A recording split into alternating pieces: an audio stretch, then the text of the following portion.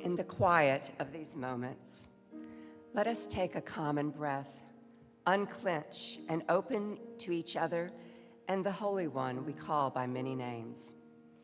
We arrive in these moments bearing the whole of our lives.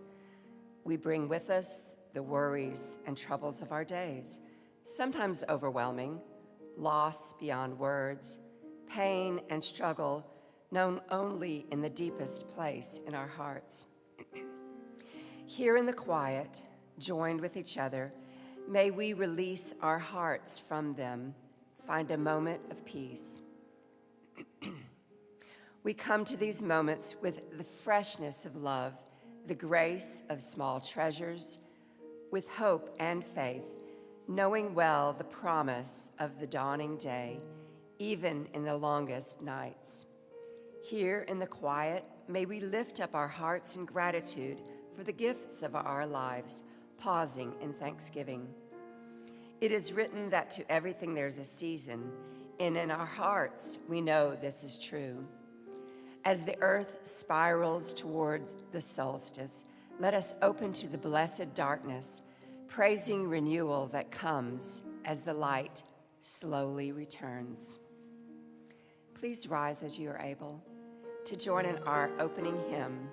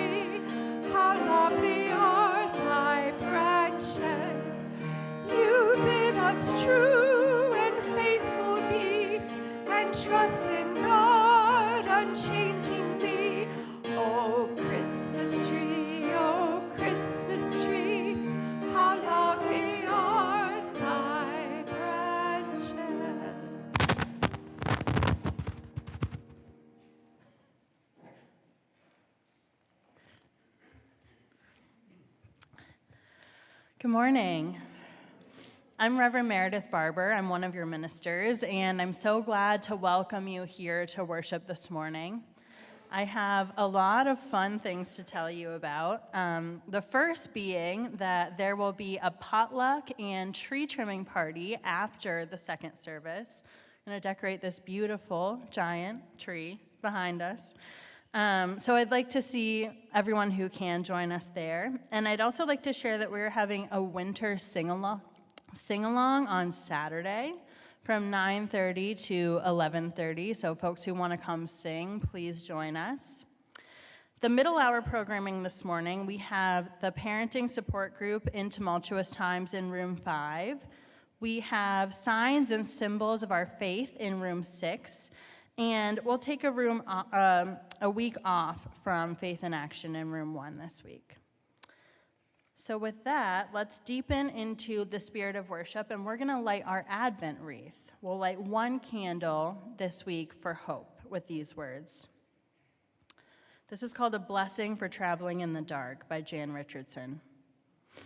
Go slow if you can, slower, more slowly still. Friendly, dark, or fearsome, this is no place to break your neck by rushing, by running, by crashing into what you cannot see. Then again, it is true, different darks have different tasks. And if you have arrived here unawares, if you have come in peril or in pain, this might be no place you should dawdle. I do not know what these shadows ask of you, what they might hold that means you good or ill. It is not for me to reckon whether you should linger or you should leave. But this is what I can ask for you, that in the darkness there be a blessing, that in the shadows there be a welcome, that in the night you be encompassed by the love that knows your name.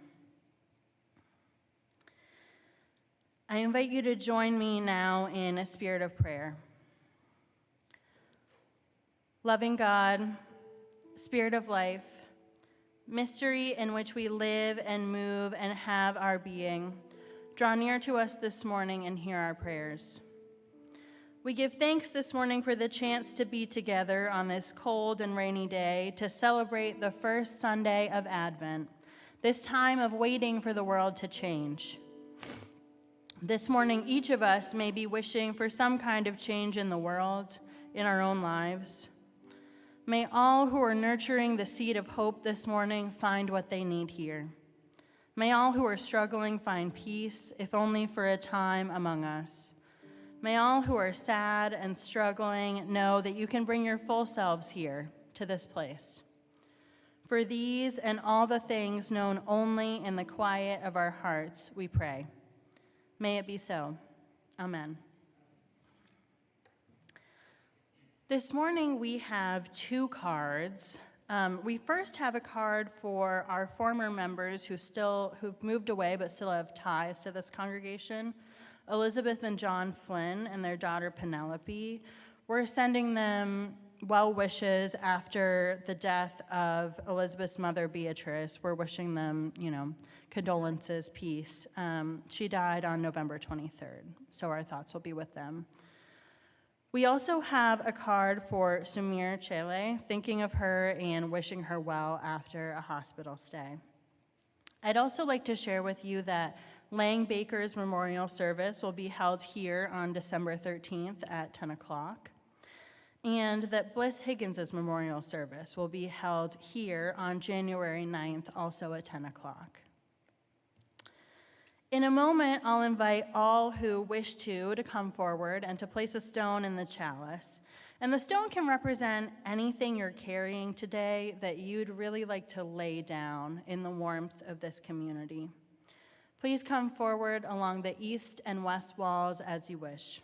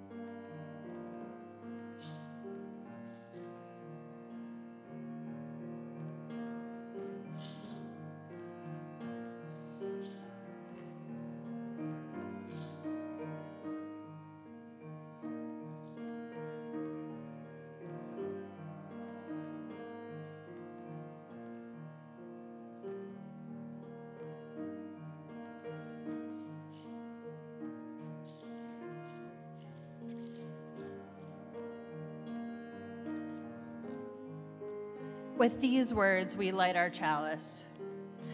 With hope to make this a better world, we light this flame. Its light is a symbol of the power of love.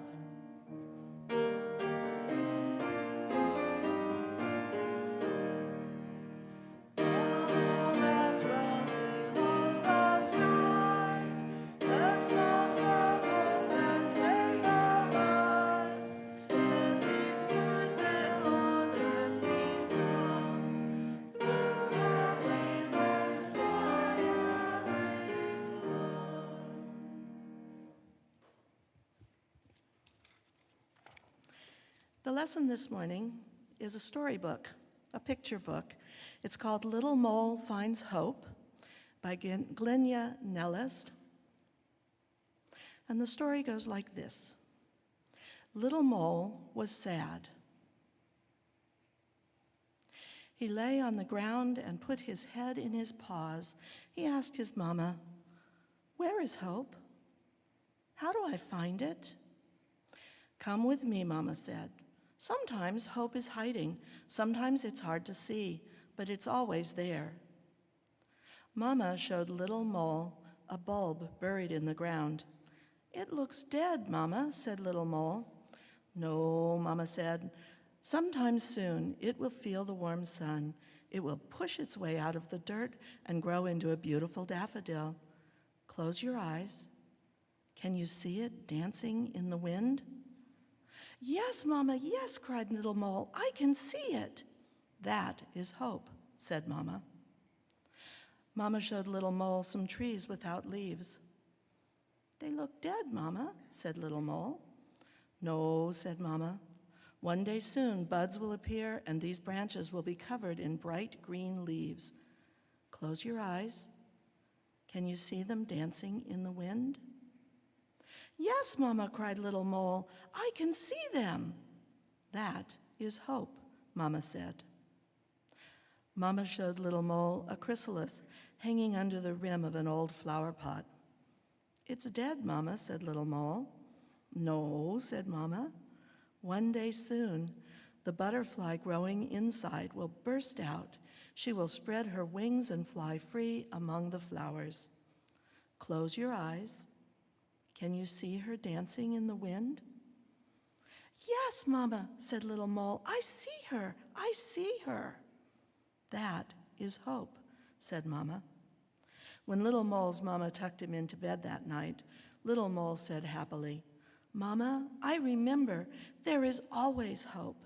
And his dreams that night were full of yellow daffodils, green trees, and beautiful butterflies dancing together in the wind. I now invite you to stand as you are willing and able and join us in singing our next hymn. It's Dona Nobis Pacem, which may be familiar to you and may not, but we'll sing it through a couple of times so that you get familiarity with it.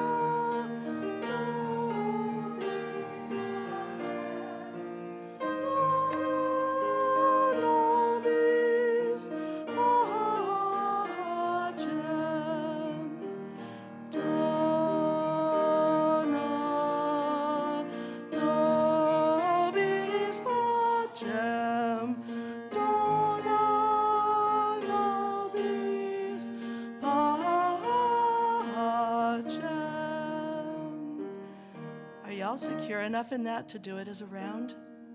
No, let's do it together. Let's do it together again then, from the stop. Dona nobis pacem, pacem. Dona nobis pacem. Dona nobis pacem. Dona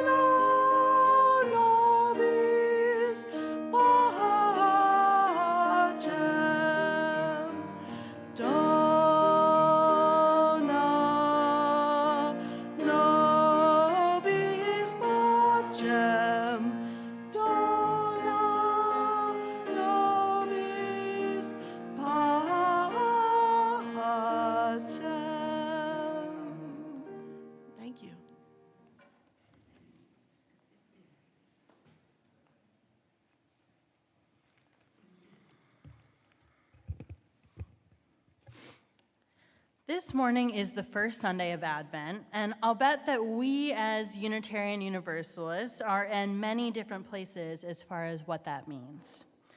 Some of us may have grown up celebrating Advent in the traditions of our birth, but for those of us who didn't grow up with Christianity, this could be all new, so we're going to explain a little bit. Advent has ancient roots in the Christian tradition, beginning in the 4th century, and literally means coming or arrival. Advent began as another time for those looking to become baptized Christians to enter the church. And like Lent, Advent began as a season focused on penance, though in the last 40 years or so, the tone of Advent in the Christian church has become less somber and more focused on anticipation and arrival. Today, those in Christian traditions may know Advent as a season of quiet anticipation and spiritual deepening before the chaos that is Christmas and the coming of Christ. Diana Butler Bass, in her new book on the lectionary, talks about 2 Advents.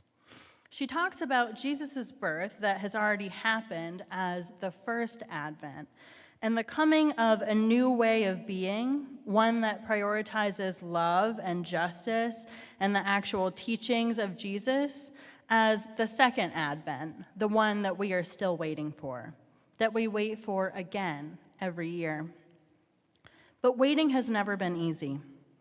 Butler Bass writes, "We are mostly frustrated and perhaps become cynical or angry when the divine intention seems tardy or absent. When? Where? Why so long? Why so far away?"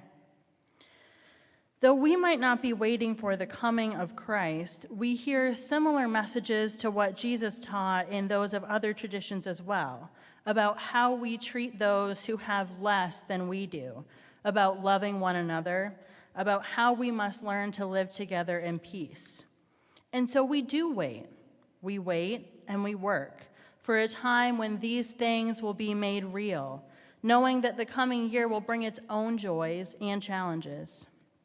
We wait for a time that love for one another, that connection to something outside of ourselves will come more easily into our own hearts, and it can be a painful process.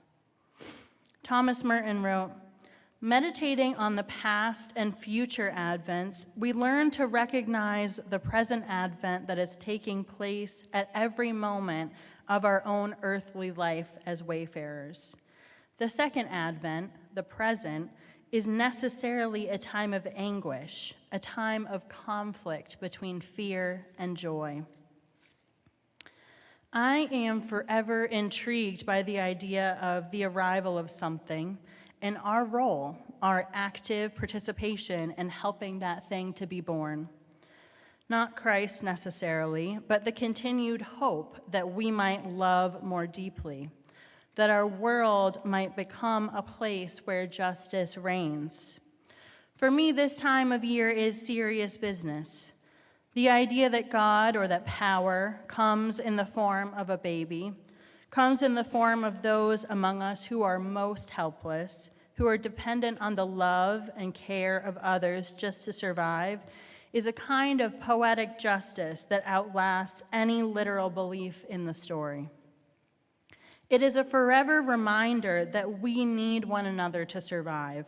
And if we are to be a justice-making people, we need only to look around us for those in need of care.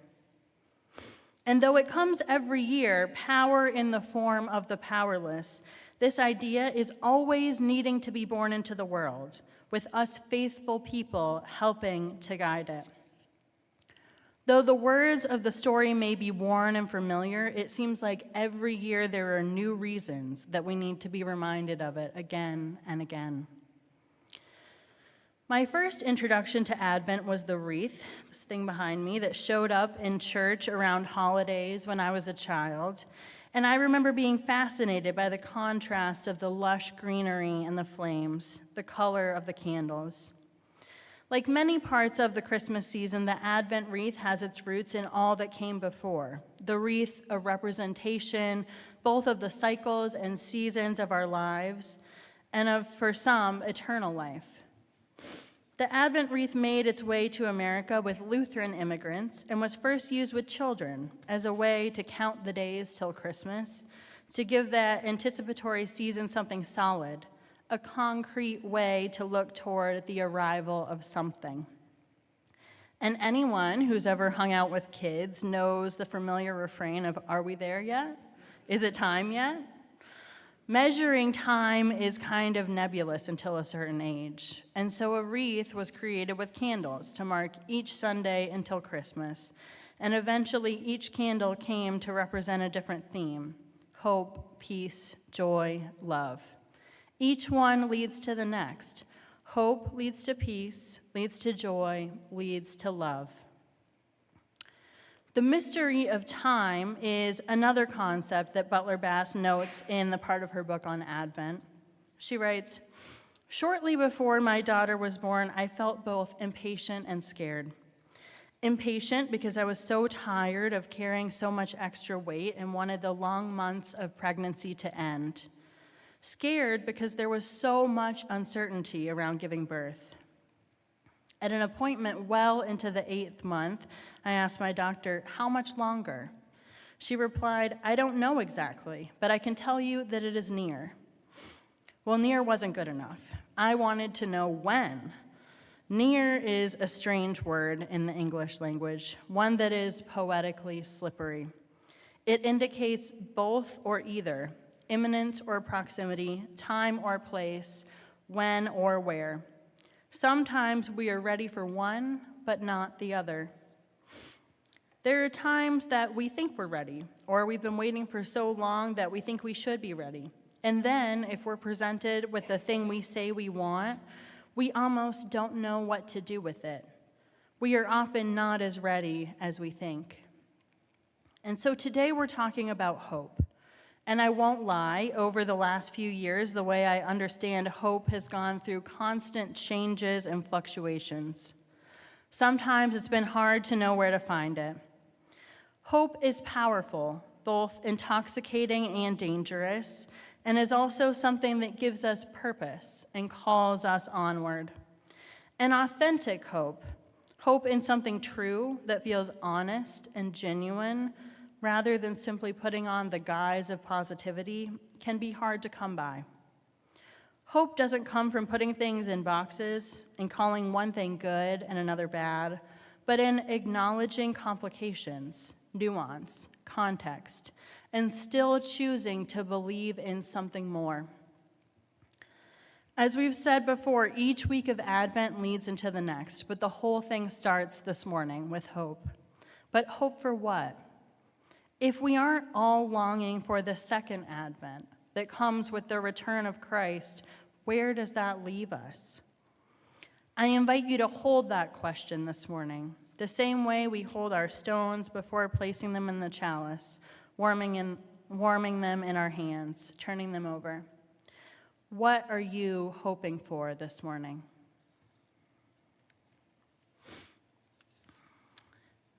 This morning is also our last week to share our offering with an organization called VOTE, or Voices of the Experienced.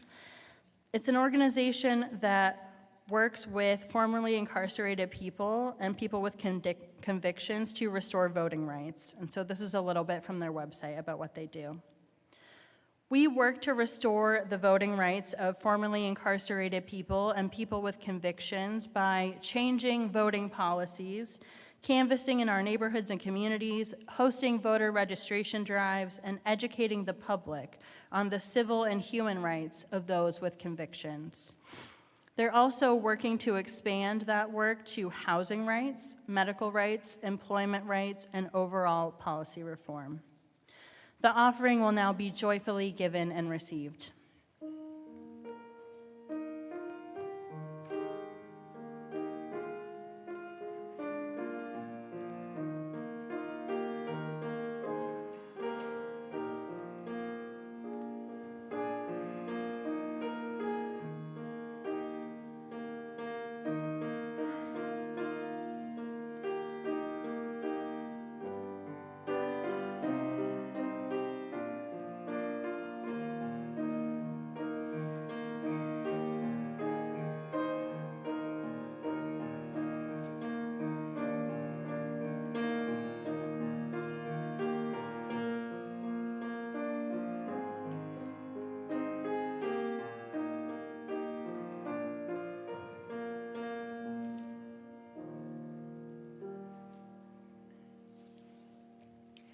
In this season of long, cold nights, hope isn't waiting for us to find it. Hope isn't sitting patiently on the sidelines.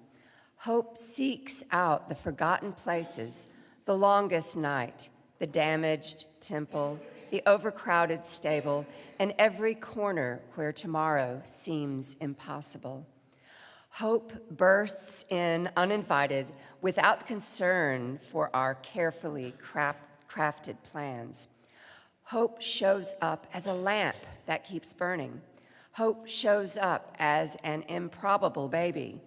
Hope shows up as the sun returning without ever having left.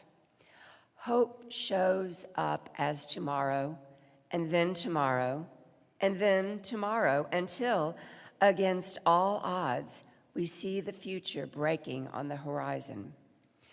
When we are weary from battle, when empire seems inevitable, and when darkness is growing around us, hope comes to claim us, and we have the chance to say yes.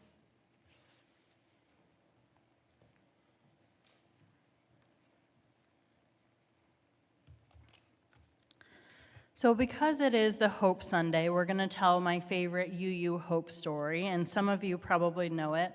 Others may be hearing it today for the first time. Our story begins in 1700s England with a man named John Murray.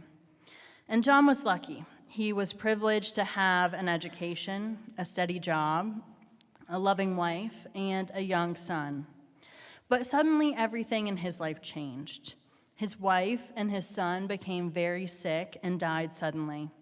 He lost his job and soon all of his money. Eventually, he was put in a debtor's prison because he couldn't pay his bills. And Murray, up to that point, was a religious man, a universalist who believed in a loving God and who believed that heaven was a place for all souls.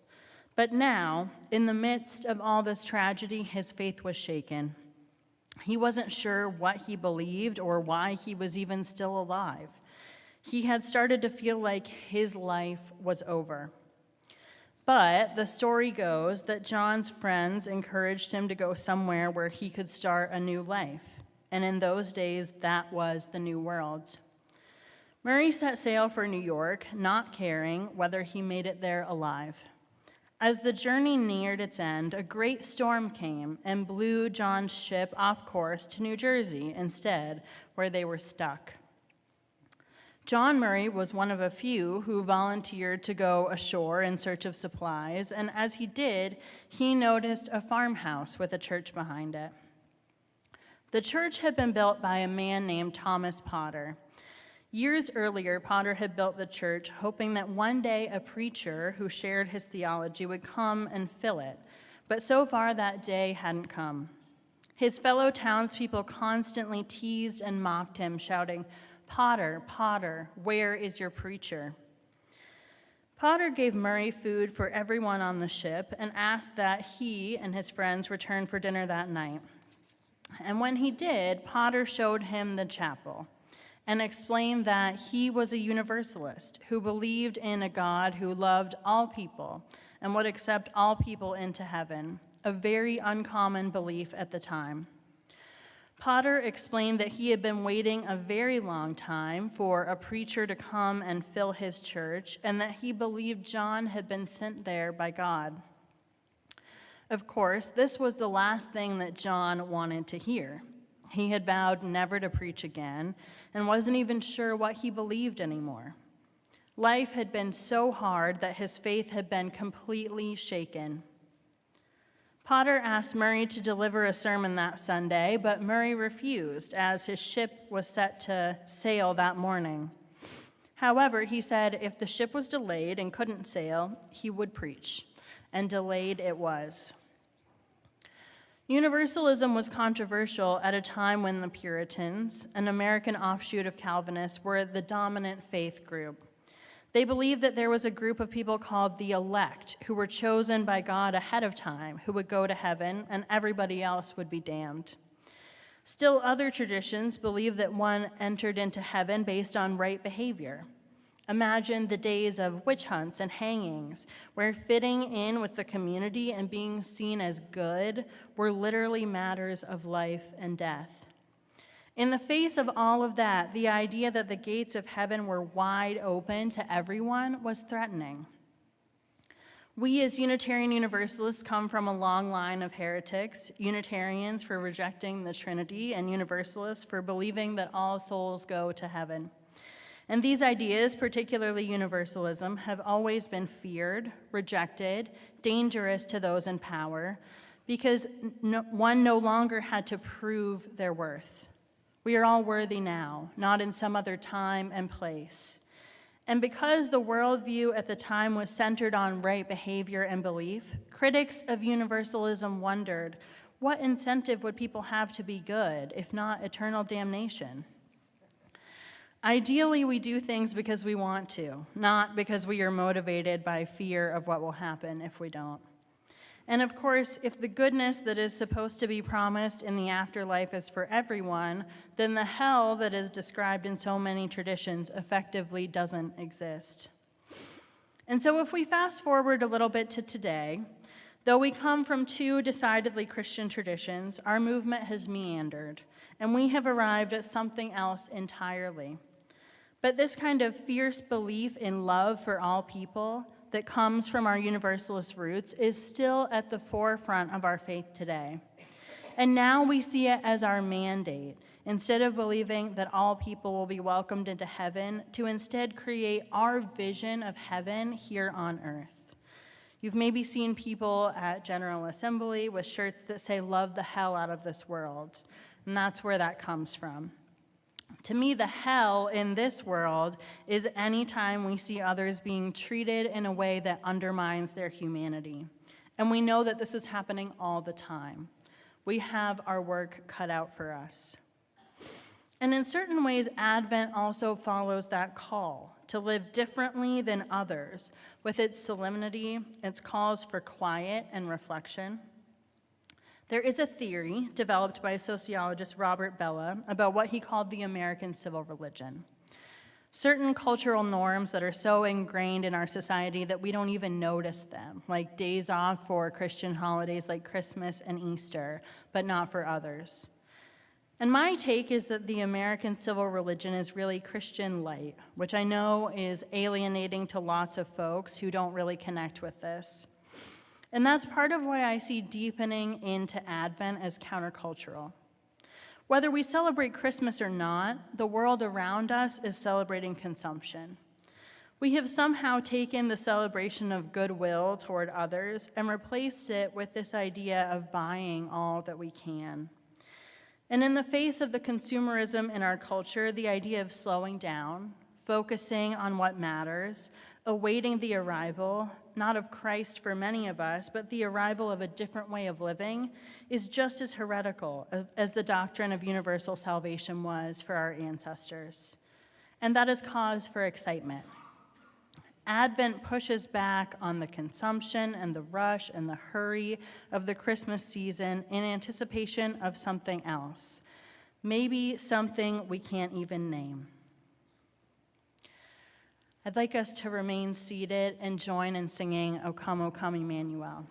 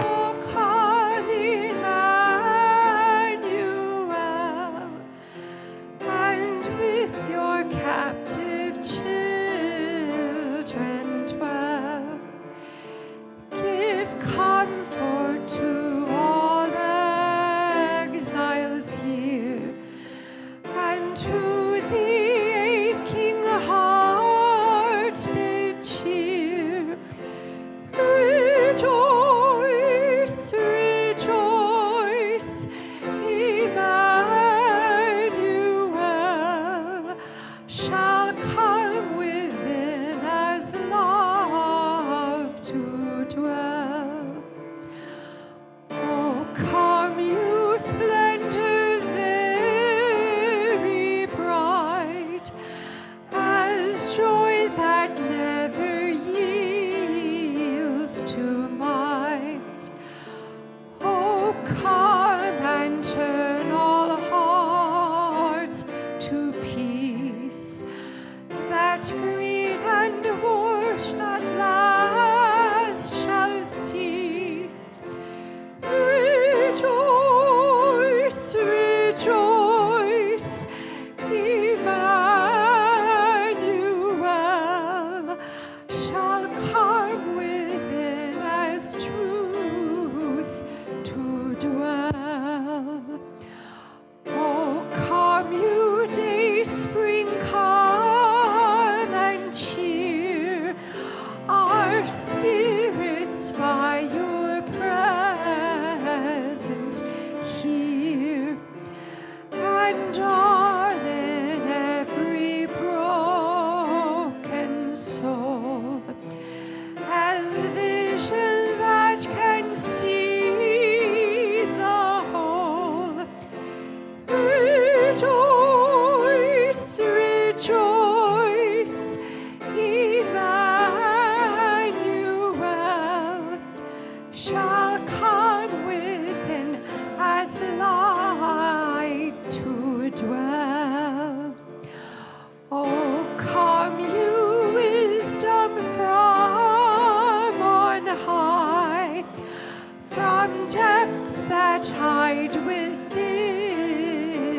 our sight, to temper knowledge with our care, to render every act a prayer. Rejoice, rejoice, Emmanuel shall come within as hope to dwell.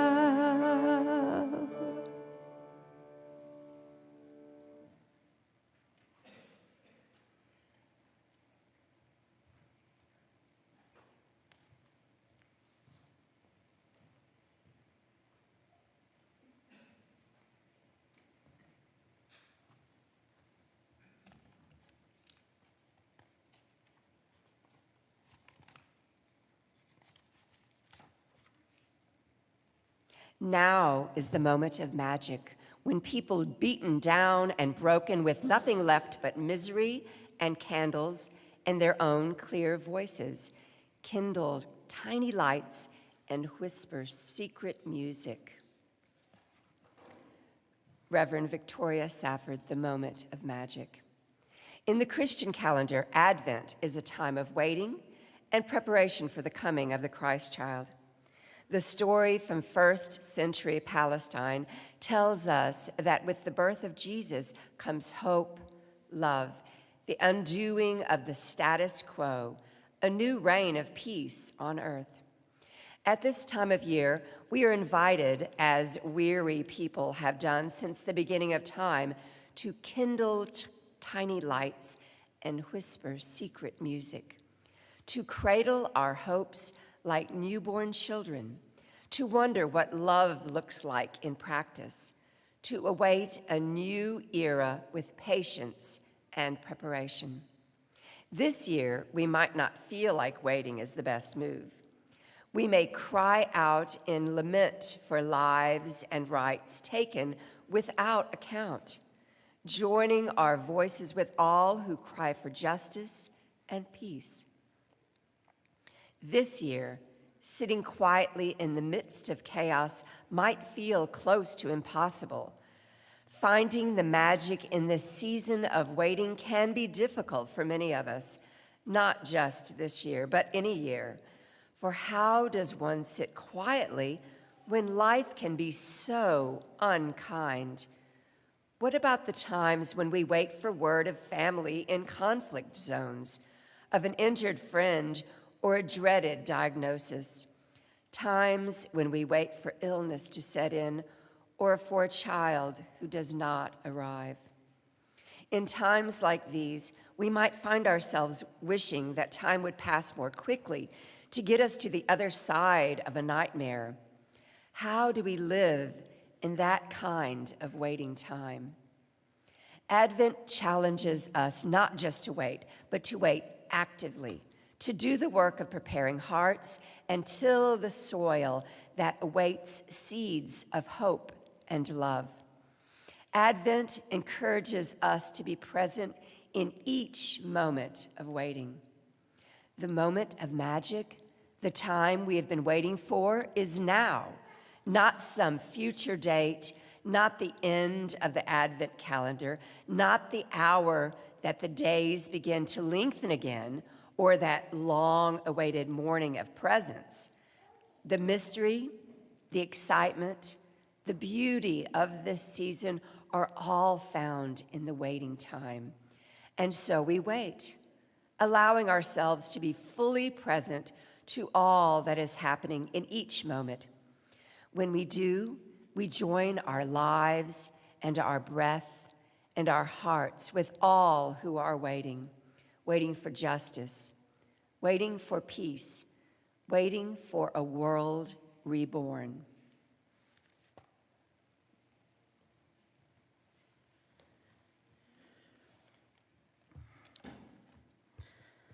But ultimately, this morning we return to hope. And I think the question on many of our minds is, where do we find hope today? And is there a difference between hope and optimism, toxic positivity, hopelessness, and pessimism? For those of us who don't put our hope in an interventionist God, or maybe in any God at all, where are we to look? I came across this quote from Southerner and activist Grace Lee Boggs a few weeks ago, and I think, though, of course, it was written a long time ago, it speaks to our moment.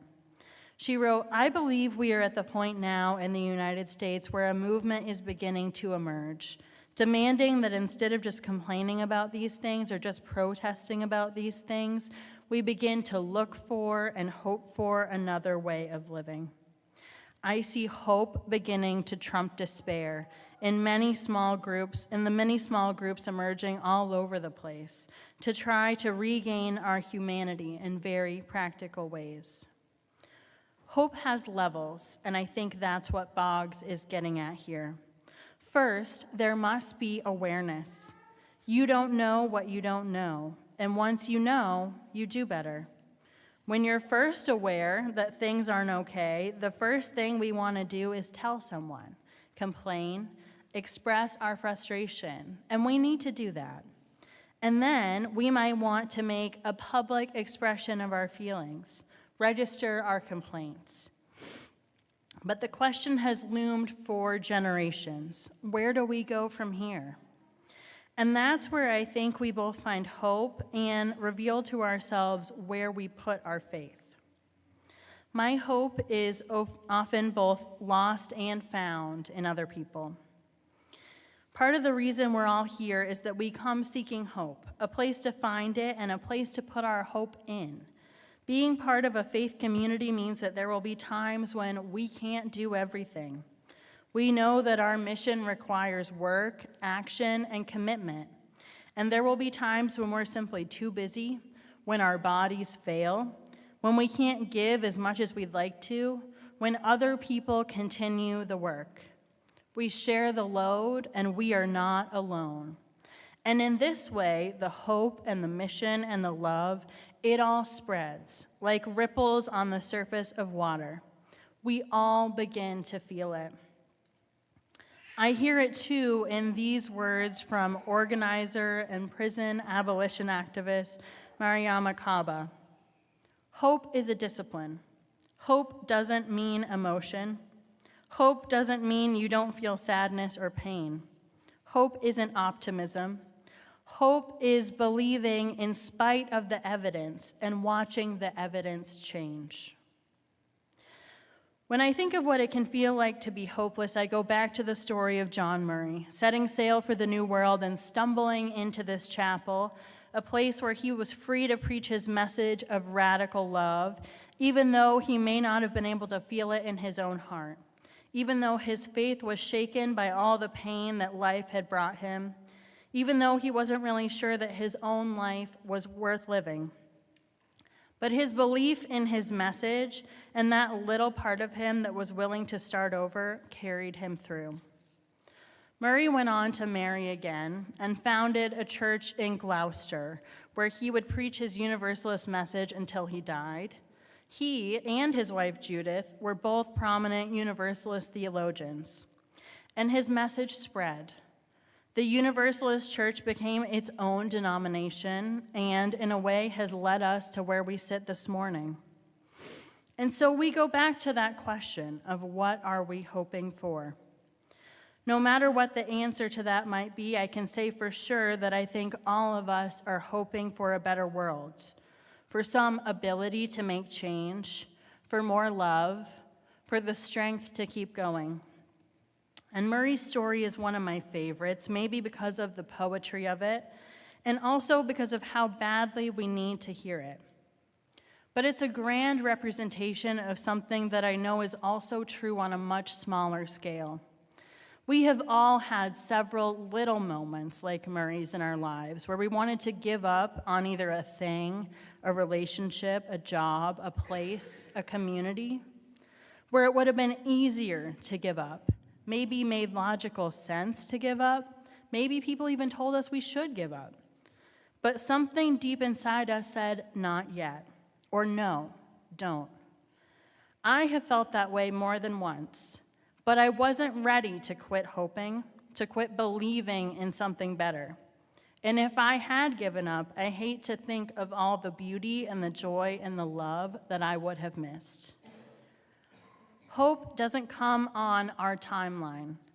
Think of the way Thomas Potter waited for years for a preacher who shared his theology to come and fill his pulpit. He endured years of mocking from the people in his town who thought he was crazy. And yet, in a lot of ways, we are sitting here today because he also didn't quit when things got hard. Hope doesn't have to be fully formed to exist. All we really need is a seed, a spark, an acknowledgement that something we may not be able to name or understand, perches in the soul, as Emily Dickinson said. It is easy to find reasons to be hopeful when things are good in our lives, but it's more important that we look for it and we need it more in times like these, when things are complicated. Hope is about the desire to keep going, even against all the odds. When voices taunt us for our beliefs, hope is the quiet voice inside us, reminding us not to give up. Hope doesn't always come in the way that we would expect. Sometimes it takes hitting the rock bottom that we hear about in Murray's story, where everything seems so bad that you don't even know where to look, to pause and say, okay, I do want to keep going, and I want things to be better than they are right now, and I know that that is possible. Hope is about believing that another way is possible, that the world can still change, that you're not too old, that it's not too late, that what you have to say matters, that one person can make a difference. And it's about opening ourselves to the unknown, realizing that we never know who may wash up on our shores. As we deepen into Advent, this time of quiet waiting, let us remember that one thing leads to another. The spark of hope we find this morning leads to peace, which leads to joy, which leads to love. We need each part of the circle to get to the end. And as we wait, we connect to others who are doing the same. In the words of the reading we heard earlier, we join our lives and our breath and our hearts with all who are waiting for justice, waiting for peace, waiting for a world reborn. May it be so. Amen. I invite us now to rise, either in body or in spirit. Join in singing our closing hymn.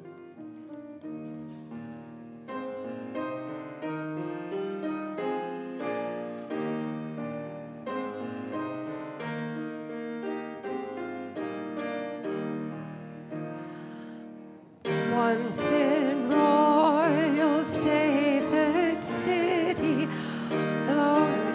lowly cattle shed, where our